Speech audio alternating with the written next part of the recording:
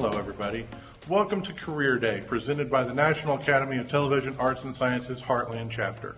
My name is Drew Barker and I'm hanging out here above the Channel 2 studios. We have a presentation today from a reporter and producer as well as myself about how news operates. And we also have a presentation from a digital media content creator outside of news for those of you who may not go into the news profession. First up, let's hear from Braden Bates. Hi everyone, I am a reporter and multimedia journalist with 2 News Oklahoma, and I'm going to be talking a little bit about our workday, what you can expect going into this career field, breaking news, all the fun things that surround being a reporter in this business. A little bit about myself. I actually grew up in Tulsa, Oklahoma, where our station is located. I was born and raised here. That is where I kind of found my passion for journalism. And then I went to college in Chicago, so that kind of gave me some outside of Oklahoma experience, which really hounded in on my skills as a journalist. I went to school for broadcast journalism at Columbia College Chicago. I am one of those pandemic kids, so I did a lot of my stuff on Zoom. And so when I started in the business, I actually started on our digital team with 2 News Oklahoma. And I learned a lot of the behind the scenes skills, so writing the articles, doing social media posts, and everything that is not on air, I was involved in. And then when I wanted to make my transition, my bosses supported me, and I made the transition to being on air in April of 2024. So fairly new. However, it has been such a rewarding experience and one that I want to share with you all, just so you all can get the feel of what it's like to be a multimedia journalist reporter in this business.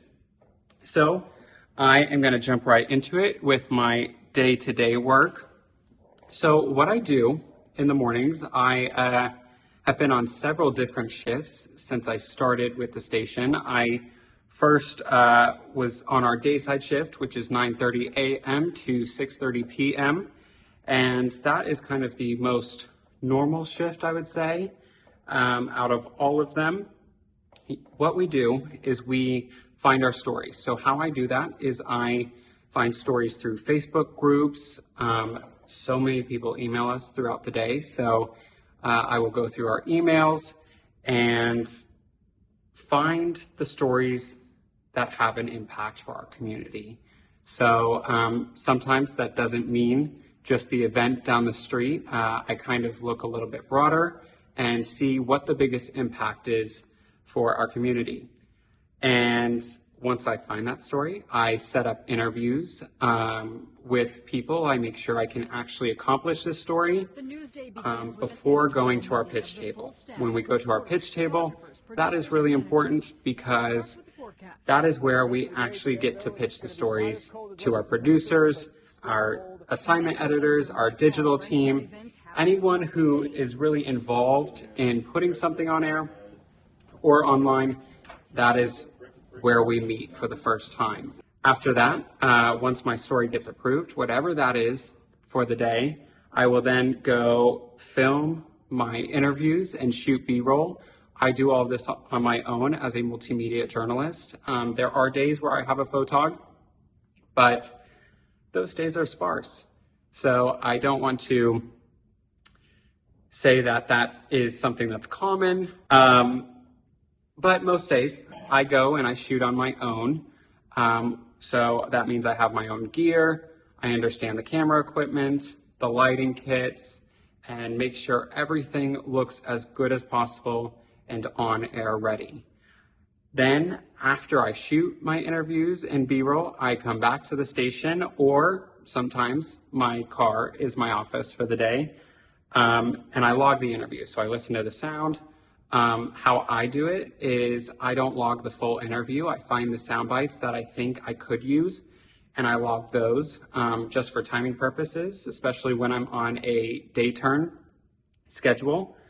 Once I log the interviews, I then write my script, and send that off to our executive reporter or one of the producers, and they approve the script, and then I get to editing, and that's where I get my chance to put some more creative freedom into my edits and try things that are new, and really show off my work.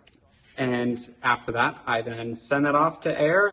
Then once all of that is completed, I go to my digital stuff. So I do my articles. I know some stations do it a little bit differently, but for our station, we write our own digital articles, and that's us taking our on-air script and putting it on digital, but it is expanding it, making it digital friendly, so it's not half sentences, and we kind of can go into more detail and depth into those areas.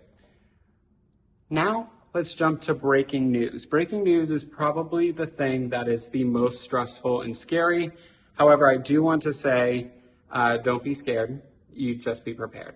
And how you prepare for breaking news is building confidence, being ready, saying yes to things, and being that body that can go out there and do the job. You have to understand kind of your rhythm. This is finding the official on scene who will talking with other people, and then talking with your team. This is the ultimate teamwork. This is where you are calling your producers, your digital team, anyone who is involved in the story, you're talking with them constantly.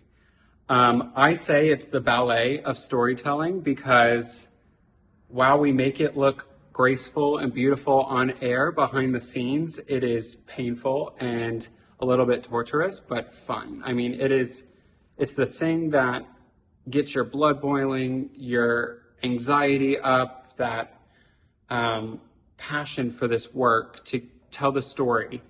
2 News Oklahoma reporter Braden Bates is at the scene right now. And Braden, what have you learned from authorities? Karen, that's right. When we first got here, we saw trooper boats in this part of the lake. And while we do this very quick, I want to hone in that accuracy is always above speed.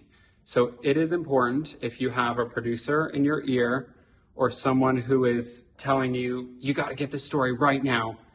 It is so important that accuracy goes above speed, because at the end of the day, that is what people want. They want you to be giving the information that is accurate, and you will get called out on it if it is not accurate.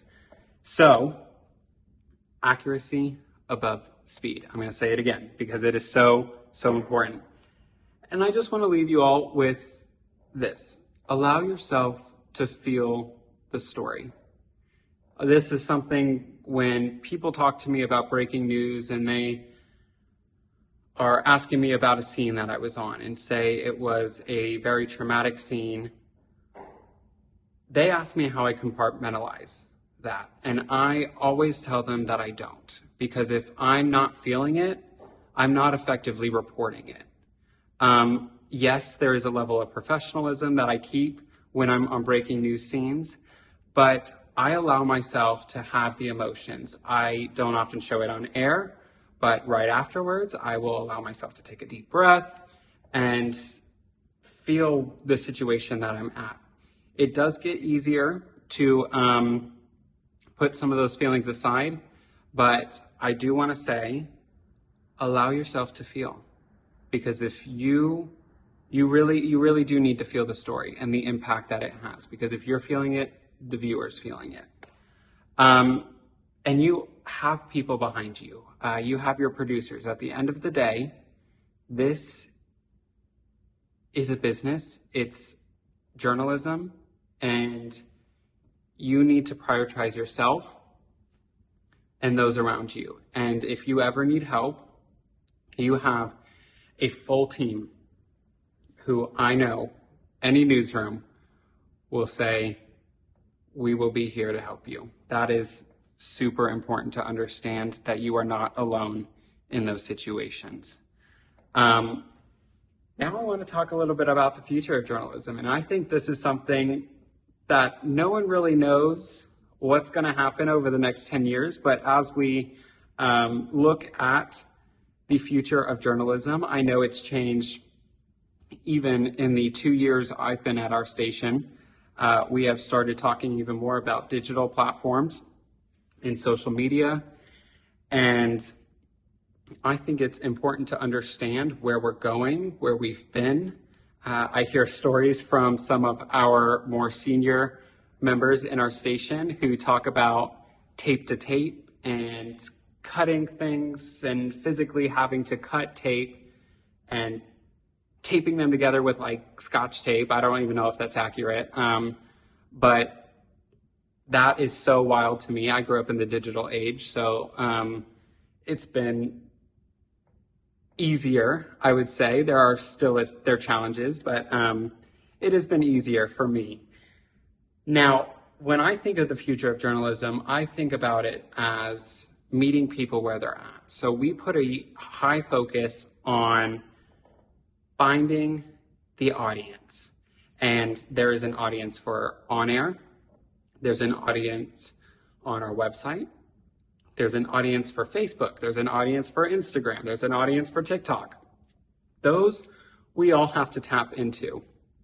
So a part of my goal with Channel 2 has been finding the audience and meeting them where they're at. So this is not only looking at our on-air people, but looking at our digital platforms, because what we want to do is break through the misinformation that is out there and really be that source of factual, hard-hitting journalism that also reaches the viewer where they're at.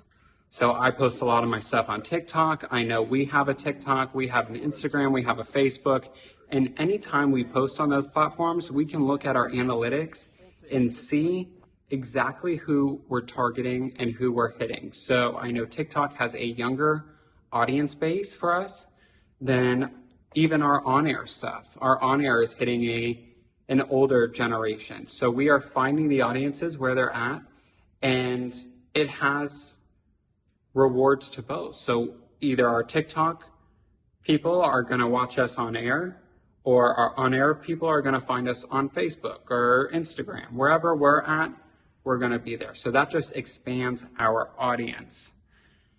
And finally, I know this is kind of long, and it's like a jump start into what this career field is like and the craziness that comes with it. I can say that I am never bored in this career, and every day is very, very different, but very rewarding. There are stories that I love to tell and I love to share with you all.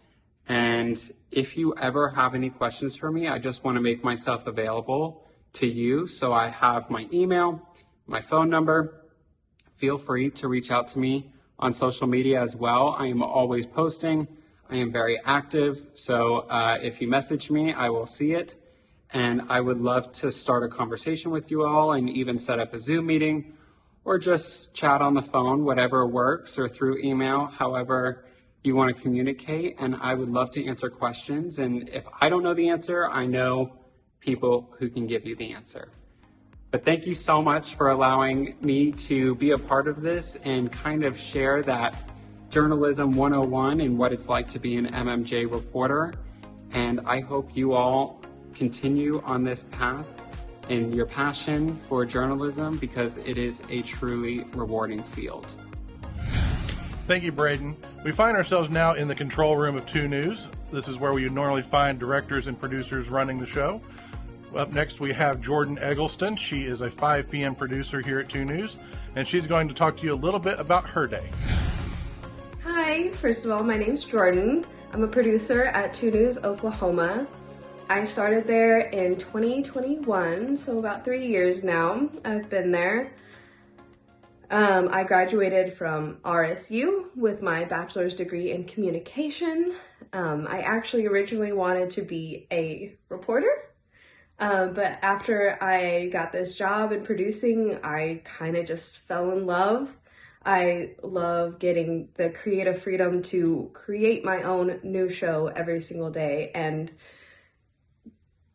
kind of control everything that goes in it. And I love getting to do that. I couldn't imagine my life without the news.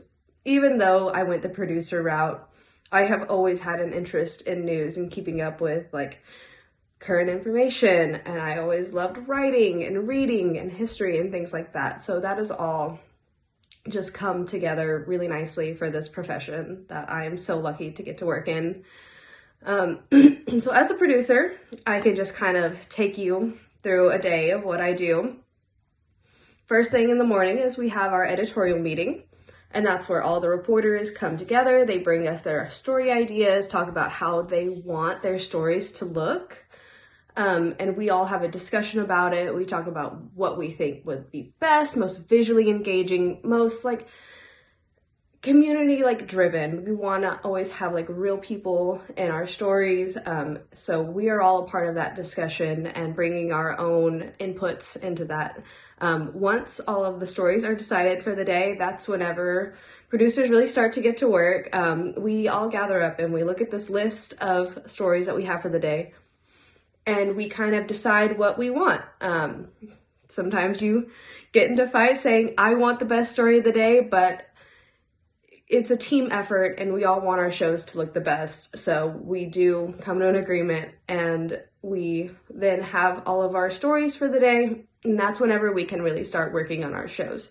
So I do the 5 o'clock news. It's a 30-minute show. The first thing I do whenever I sit down at my desk is I think about stacking my show.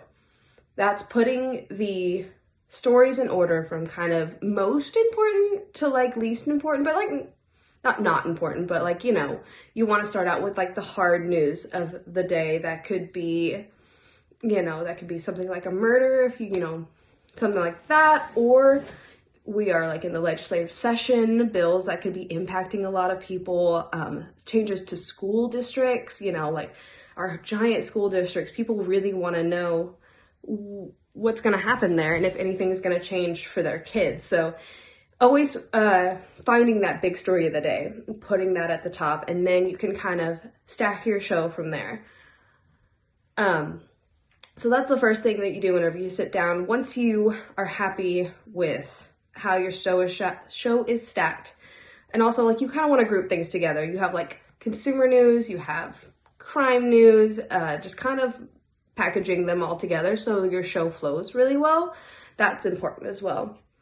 And then from there, then you can start getting more into the stylistic side of it, because what producers actually do is everything that you see on the screen is we make happen. And if it's not in a reporter package. So your lower thirds, what those say across the bottom of your screen, different bullet points that you see appear, images and monitors that are behind like the anchors, things like that. We have creative freedom to kind of make our shows all our own. And like, you can honestly watch shows and be like, oh, that's that producer, because that's their style. So it's really fun getting into like those stylistic choices, because you have an audience for 30 minutes, if that. News is not always the most fun and exciting thing, but that's where our jobs come in, is to create, you know, make it more exciting, make it more engaging, keep people watching. That's a really good challenge that I love to come into work each day and try to take on. How do I make, you know, a story about a bill that's going through our representatives? How do I make that more engaging? How do I create more engaging visuals than, say, like a shot of the Capitol? How can I take this really complex information and how can I make it easily digestible to the average viewer? Those are the questions going through my mind each day, because I want this show to look flawless, and I want every story for someone to come away from that like, yeah, I learned something, and not just have a bunch of convoluted information where they go, I'm not really sure exactly what that was about. So I love that challenge each day. So you get that creative freedom. So yes, you stack your show first, and then you kind of start deciding all of your stylistic, how you want the show to flow together. Do you want the anchor standing at like a monitor to start out the show, or do you want like really dramatic lighting? Is it a big story that, like, you know, we had a storm here that knocked out power for tens of thousands of people.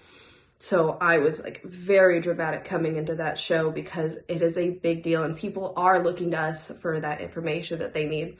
And I wanted to make my show as engaging as possible for all those people that are looking to us. So you do that, do the stylistic, and then, you know, you just kind of write your stories for the day as well. Make sure those are all done. We work in something called iNews at 2 News. It kind of looks like a Word document, but you, as a producer, you really have to be crossing your T's, dotting your I's. Every little thing matters. What order you're putting, like, your banners and stuff in, and little live bugs to make sure that people know that we're live, or, you know, if we have a sponsor and we want to have a little bug up at the top. It's really important just to make sure all of those things are in and they're in the correct order. And once you're kind of settled with all that for the day, it's finally coming down to showtime. A lot of times for the 5 o'clock news, there will be breaking news, so you have to be able to move fast. You have to be able to type fast. You have to be able to change everything on the fly if you need. I love that adrenaline moment. It's always really exciting. It's really stressful, but it's always really exciting as well. From there, you give your anchor your scripts, make sure that they've read through everything and that they're all okay with it, because the more eyes that you have on a story, the better. The more likely you are to get all of that information correct. And then we go into the booth and we wear headsets where we can actually talk to the anchors and the weather person and anyone out in the field that's going to be live. And you are the direct communication for everything that runs in your show. Everything that you have put together and worked for that day, you want it to come together into a beautiful show. So you're getting into their ears because they have IFBs in, saying, hey, can you hear me? Is anything, you know, if they can't hear you, you are like their eyes and ears for the show. You need to be able to make sure that you all can communicate with one another. You're talking to your weather person, giving them times. Our weathers are 1 minute for first and 3 for mains. But you're timing the whole show too. You have a specific set out time and you have to be out at that time. Doesn't matter if they're in the middle of a sentence, they will cut them off. So it is our job to make sure that everything stays on schedule. If you have live shots, you're getting in their ear, making sure that they can hear you. They don't have eyes on the studio. You are telling them everything. You're letting them know we're 30 seconds away from your hit. We're 10 seconds. Stand by. You are up on screen. And then you're letting them know whenever they're clear and they can be done. So I personally find that as like the best part of my day. All of this work that I just did, finally I get to like see it come into fruition. I can see the things that I tried that are new that maybe I loved or maybe I hated, and then I get to come back the next day and do a better job from there. It kind of is, I hate to say it, a little bit of a trial and error job. You're gonna mess up, but the best thing is you did that show and it's done, and you're gonna come back tomorrow and it's gonna be a new day and you can try again and you can make a better show. I love that about this job. Trying to think of anything else. Like, really, the producers just, they run the show. You are in charge of your show, and at the end of the day, you get to go home and kind of decompress, because either you put on a great show or you put on a bad one, but you're gonna come back tomorrow and you're gonna try again. I think that's about it from me. Thanks so much. Thank you, Jordan. We find ourselves now in a former radio booth here at Channel 2. When this building was built, we actually had AM radio stations as part of our broadcasting studios. We've converted this booth into a podcasting booth. And part of new media is not just television, but what we can do online. And this room represents what we can do in the future going forward. To hear more about this kind of media, we go now to Tony Russell. Hi, I'm Tony Russell, and I'm a content creator based here in Tulsa, Oklahoma, and I've worked in the news industry for roughly 10 plus years. I got my start in 2010, basically working behind the scenes, behind the camera, as an editor and a producer. And then I switched over into the role of a multimedia journalist when I moved to Northwest Arkansas to work at 4029 News. After a couple of years there in Northwest Arkansas, I gravitated to the Tulsa market where I worked at the CBS and NBC stations. And, you know, one of the things that was coming along in my career is that as I was reporting, you know, obviously I graduated college anticipating and having the skills to be a multimedia journalist, but that role was quickly catching up with me as I moved up the market sizes and eventually, you know, where my home is now in Tulsa, Oklahoma. And I was always kind of a gearhead. So a lot of this goes back to when I was in high school and college. I was doing a lot of camera work.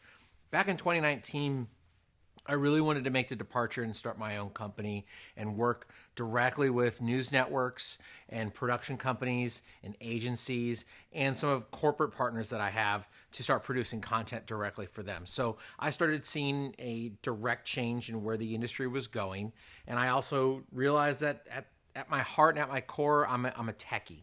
And if I wanted to be at the front lines, some of the stories that I was covering on a national level across the country, I needed to get behind the camera and use some of my skill set that I had from news to be applied to some of these national gigs if I wanted to get some of those gigs.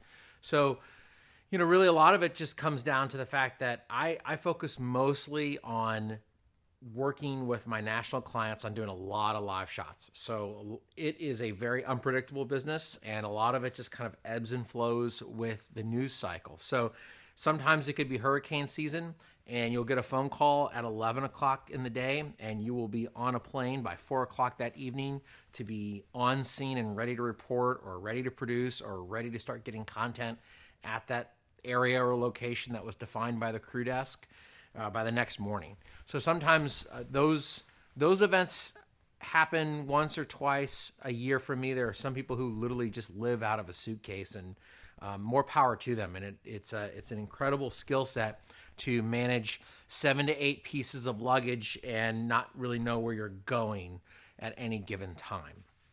So what I do mostly now, I'm behind the scenes. They call that a DP, or a director of photography. Now, in the film world, that is a big coveted position. That is somebody who knows their ins and outs around a camera, knows lensing, knows framing very well, really can just take a lot of the inputs from the director and kind of help the director create and manufacture from a technical standpoint their vision when it comes to the camera department. So the DOP, or the director of photography, is the head of the camera department. In my world, it's a little bit more watered down, and I don't mean that to diminish the role of the DP in network news, but really we're seen as owner-operators, right? So when a network calls and they ask for resources, they call a DP, and they know that that person has a certain type of camera kit and the ability to go live, and the ability to put them on TV, and the ability to be able to kind of manage themselves to a point to where they can be sustainable until a correspondent or producer arrives on scene. So just to kind of walk you through how that works, usually I'll get a text message, a phone call, or an email in the form of a crew request. So a producer or some sort of editorial board will come together and say, hey, we need coverage here, X, Y, and Z. Something's happening, right?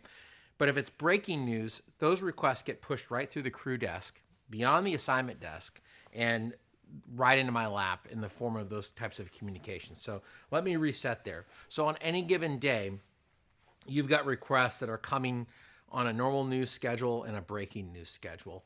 And so depending on the speed and the need, you will get phone calls from usually the same type of resource, a crew desk, asking for your availability. And they're literally going through their Rolodexes and their geographic list to find and source crews.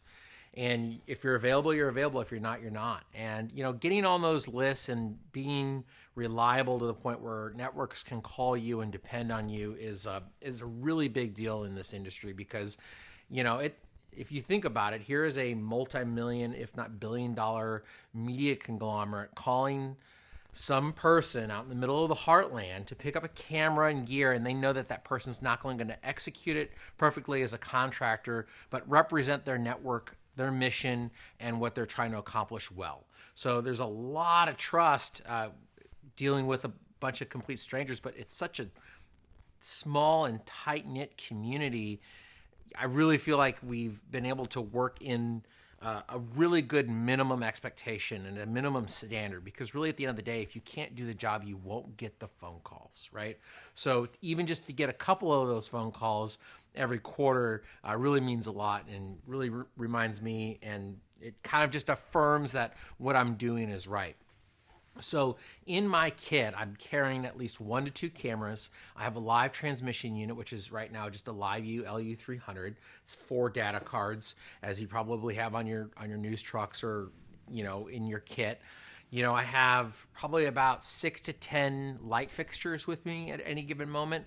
So your typical 1x1 light panel. I have a couple of lights that I use as tube lights for hair. We have some more high-powered lights that you see behind me that we'll use for outdoor if we just need like a big key and a big soft box to put in front of it to kind of diffuse the light on somebody. And I also have a varying degree of microphones, lavaliers. I have boom mics. I have a sound mixer, mixing device for sound recording, time code generation, a lot of things just to make a small production happen out in the field. And then I take my skill set from working in news and kind of shaping my career path with news in mind. Because I worked in TV news so much, I still have a lot of clients that want news products. So, I didn't all of a sudden just leave TV news, when I left in 2019 from the local affiliates. I still kept those doors open because it's really important to me. That's part of my skill set. That's part of my upbringing. That's part of who I am. So it's part of my identity, really, if you think about it. As much as I love working for corporations and putting together marketing materials and working behind the camera and helping some of these clients, produce some of these very long form, almost documentary style pieces of corporate content, I really enjoy working with my news clients. It's just something that I know to do. It's part of who I am. It's shaped my career in such a way that I really, when all else fails, I know I can come back to this. So when I get phone calls to work for news clients, it's a big deal, and I really appreciate the opportunities that gives me. So, kind of back to that. That's kind of where that skill set is. You've got your gear, and then you've got your formal, big J journalism training that really comes into handy when you're working on these types of stories. So, you can have the technical skill set, which I try to possess on every single day. That's the biggest challenge. This technology is changing all the time.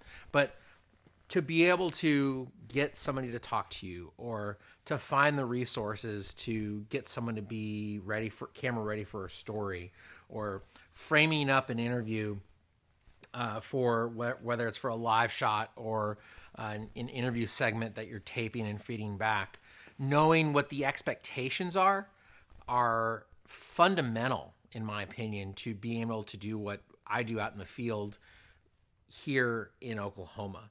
So it's almost like when a network crew or network crew desk calls me and needs me to do something, I already know what the expectations are. I already know that I need to be asking these questions, knowing when our deadlines are, kind of back timing my day to make sure that we're setting up and getting certain elements done and fed back at certain times so we can make slot for a news segment. Also, just kind of understanding and knowing, again, what the expectations are really helps you deal with some of the crews that you're going to be communicating with. There are times where I'll be all by myself and I'll just have an assignment in an email form and I'll go out and execute it. Or I might be meeting just with a correspondent. The producer might be offsite in a bureau or back at a network headquarters. So there have been many times where I've been on the court of at an NBA game, and I've got the correspondent. The correspondent is doing their thing. They're getting ready for their upcoming hit that I'll be transmitting live off the camera. But I'll be also coordinating with a producer via text message and that producer is 2 time zones away in LA.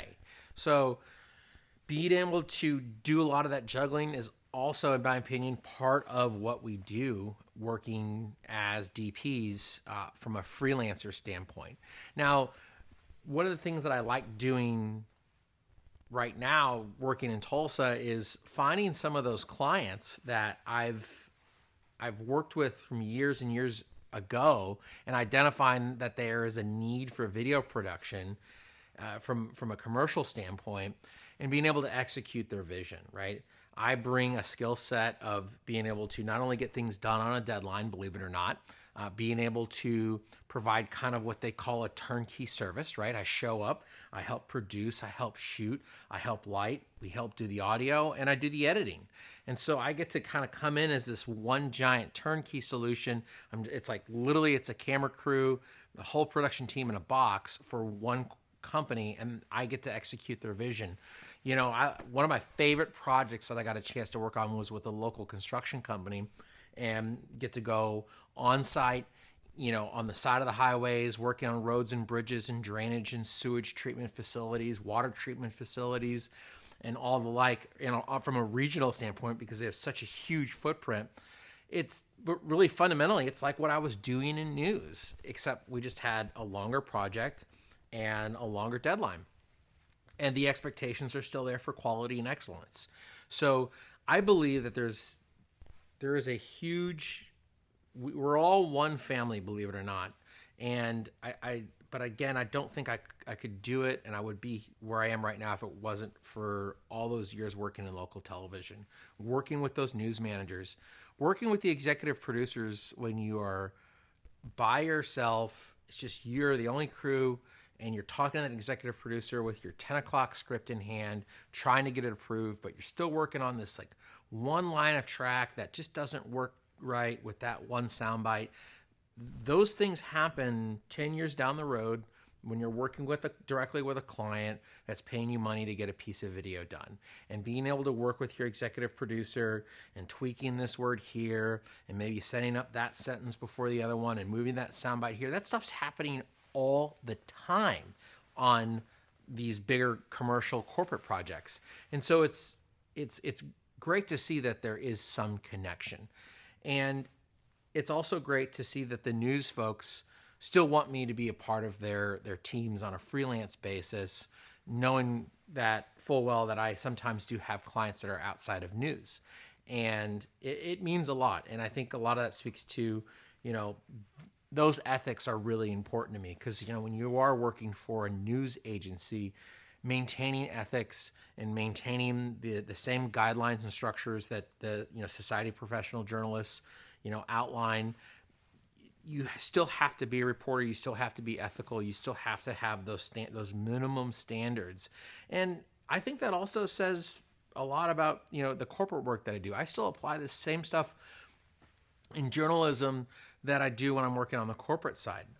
The same do no harm, and the way that you go about interviewing people and the way you start working with clients and making sure you're crafting a story. I mean, those things normally don't happen in corporate work because everything's kind of really fully vetted, and a lot of the people that you're putting on TV and in some of those corporate pieces are, we go through multiple revisions. So a lot of that stuff doesn't happen, but you are making sure that you're holding a standard. And it's nice to know that we've implemented a standard that really, I think, is industry wide. So it's not only just for the media broadcast professionals, but it's also for the corporate and the commercial video professionals as well. I think we all share a common thread, and that common thread is a baseline for ethics and moral standards for what we do. So whether it's a construction worker in your construction project video that you're doing for a company, or if you're out on the scene of a fire, I think we have a mutual shared values. We have mutually shared values when it comes to producing this type of content. So that's one thing that I think that translates. The other is that,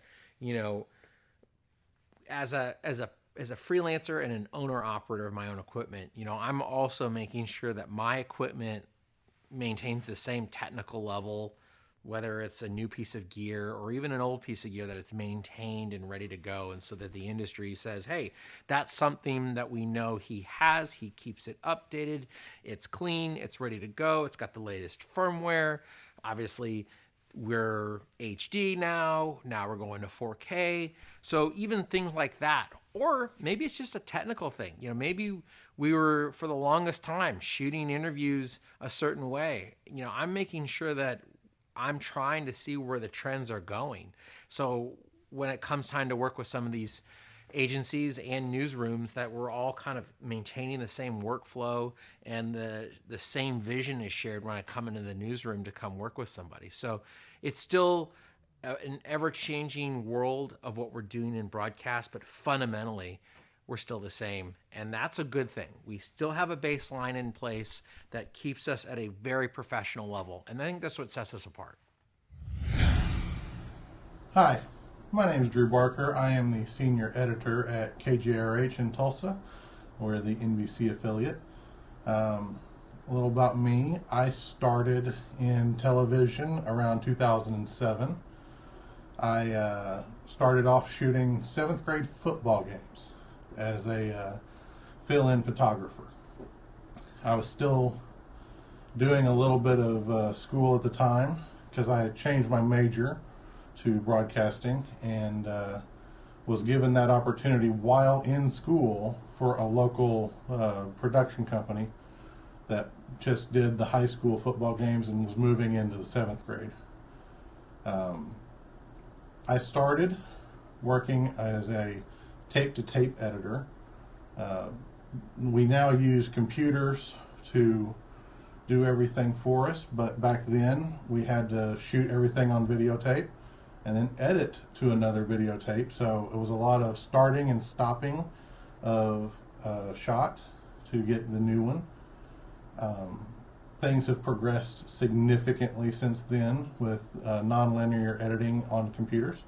Now we have the ability to just drag and drop files wherever we want, whenever we want. And things are immensely easier and yet simultaneously way more complicated, because now we can do so many more things graphically and visually than we've ever been able to do. And it's kind of a real exciting time as things continue to progress as to, seeing where things are going to go from here. To kind of give a background on my day, we come in as editors and work with the producers and the reporters. You take the direction that the producer is wanting in their show. They have a specific visual idea, and we make that visual happen. So they want to see, if there was a giant fire downtown, they don't want to see just shots of nothing happening. They want to see the biggest flames, the action that's happening. It is our job to find a way to make those visual elements occur for them, and also it is our job to be cognizant of what those visuals are showing, so when we're seeing some kind of tragedy, we're not showing something too graphic. And when we're talking about happy, joyous occasions, we want to make sure we're seeing those elements as clear as possible. So we want to see the smiles. We want to see the happy tears. We also want to see those sad tears a little bit in tragedy. But it's our job as editors to minimize that and still be effective in visually communicating the story. We work with footage from not only our crews that are here in-house that shoot video for us. We'll have a photographer out on a story. We'll have a reporter with them maybe, or maybe an MMJ that goes out and shoots their own story. But we also get video from our national affiliates. So for us, we're part of EW Scripts. We have stations all around the country, and those photographers and reporters are also sending footage in, and we may pick a story up from them. And we have to re-edit their video, make sure it fits with what we're trying to do, and work with that. We also get video from CNN and the AP as national affiliates. And because we're NBC affiliated, we also get stuff from all the NBC reporters and crews as well. So there's quite a bit of material out there for us to work with. And it's our job to go through, even with NBC and CNN, for example, is our job to go through both of those and find the most compelling version of a story and make that visual for what's going on air. We use Final Cut here at 2 News. It's the most common editor for Macintosh computers. There's also stations that use Avid, Adobe Premiere, and a few others. They all work kind of the same. Once you've learned how to edit on one system, it's pretty easy to jump between different programs. You just have to take a little bit of time to orient yourself inside that ecosphere, and then you're pretty much good to go. Nonlinear editing is pretty standard across the board. One thing that we work on once we have our video elements selected is how to address those. We add graphic elements that the producer may be looking at. Say, for example, we have a quote from the mayor. Well, we can either just put the words on the screen, and I mean, that's okay, but we can also dress that up. And that's where editing really takes its grip, is trying to dress up the most basic elements to make things communicate visually. Part of news, part of all television, is keeping the viewer engaged. And it's real easy for you to turn on the TV and just kind of zone out and keep it in the background. So what we want to do visually is to keep your eyes locked on the screen, keep them engaged. And we can do that through different visual elements. We can do that through making graphics, and that's where the fun of being an editor really shines, is because you get to try everything.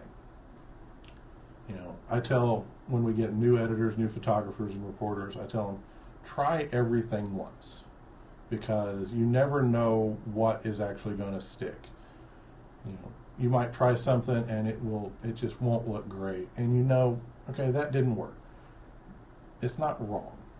So always be ready to try new things in TV. There's no set way to do it. And the more you try, the more you will develop your own style of how to do things. And that's where it gets good, because once you've kind of got a rhythm down, and once you know how you want to operate, it's easy on the day-to-day to try something else new and build off of what you already know. Before we go today, I'd like to remind everybody we do have the Heartland Chapter Student Production Awards and a scholarship program available to high school and college level students. Information for these are available at emmy-awards.tv/students. Thank you for joining us today. It's been our pleasure.